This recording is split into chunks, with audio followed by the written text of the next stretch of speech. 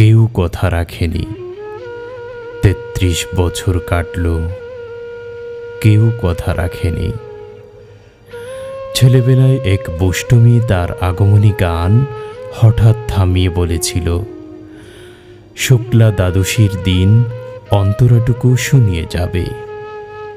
তারপর কত চন্দ্রভোগ অমাবস্যা চলে গেল, কিন্তু সেই বুষ্টমি আর এলো না। ২৫ বছর অপেক্ষায় আছি।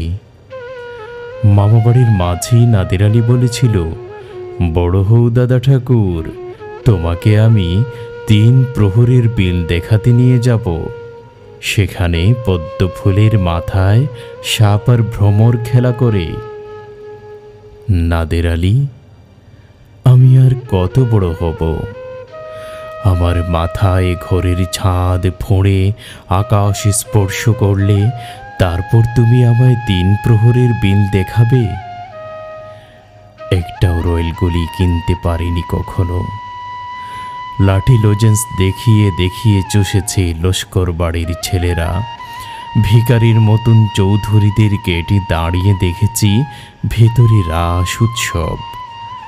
অবিরল রঙের ধারার মধ্যে সুবর্ণ কঙ্কন পরা ফর্সা রমণীরা কত রকম আমোদে হেসেছে। আমার দিকে তারা ফিরেও চায়নি। বাবা আমার কাঁধ ছুঁয়ে বলেছিলেন, দেখিস একদিন আমরাও। বাবা এখন অন্ধ, আমাদের দেখা হয়নি কিছুই। সেই রয়েলগুলি, সেই লাঠি লজেন্স, সেই রাস উৎসব আমায় কেউ ফিরিয়ে দেবে না। বুকের মধ্যে সুগন্ধি রুমাল রেখে বরুণা বলেছিল, যেদিন আমায় সত্যিকারের ভালোবাসবে সেদিন আমার বুকেও এরকম আতরের গন্ধ হবে। ভালোবাসার জন্যে আমি হাতের মুঠোয় প্রাণ নিয়েছি। দুরন্ত ষাঁড়ের চোখে বেঁধেছি লাল কাপড়। বিশ্ব সংসার তন্ন তন্ন করে খুঁজে এনেছি ১০৮টা নীল পদ্ম। তবু কথা রাখেনি বরুণা। এখন তার বুকে শুধুই মাংসের গন্ধ। এখনো সে যে কোনো নারী। কেউ কথা রাখেনি।